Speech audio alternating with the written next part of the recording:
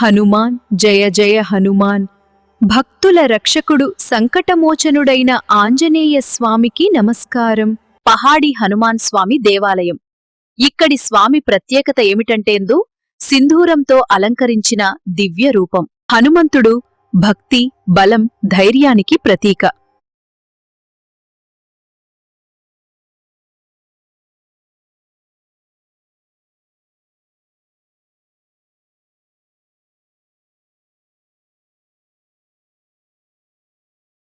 హనుమాన్ జయ జయ హనుమాన్.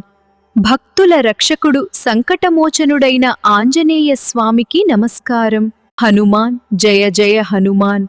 భక్తుల రక్షకుడు సంకటమోచనుడైన ఆంజనేయ స్వామికి నమస్కారం.